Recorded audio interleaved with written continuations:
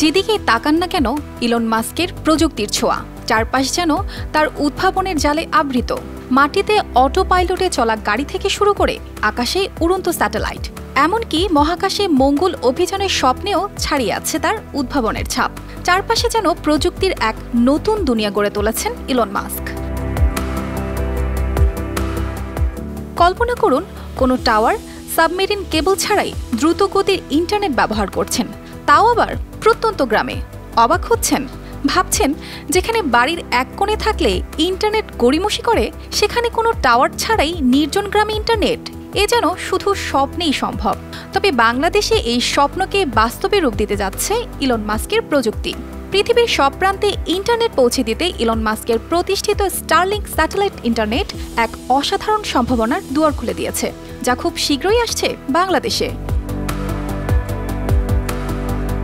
কিন্তু বাংলাদেশে এই প্রযুক্তি আনার ক্ষেত্রে নতুন শর্ত যুক্ত হয়েছে, যা শুধু প্রযুক্তির স্বাধীনতাই নয়, বরং ব্যক্তিগত গোপনীয়তার উপরেও বড় ধরনের প্রভাব ফেলতে পারে।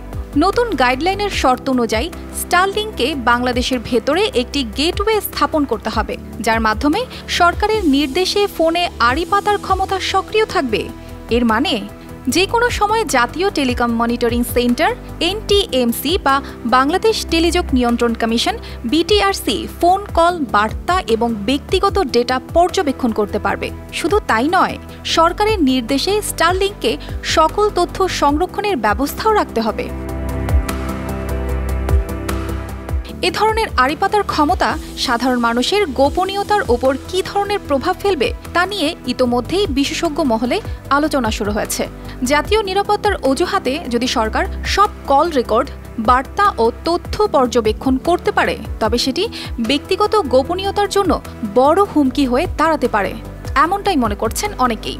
প্রযুক্তি বিশ্লেষকরা বলছেন, স্যাটেলাইট ইন্টারনেটের মাধ্যমে তথ্যের স্বাধীন প্রবাহ নিশ্চিত করতে স্টারলিংক আসলেও সরকারের এই নিয়ন্ত্রণের শর্ত সেটিকে বাধাগ্রস্ত করতে পারে।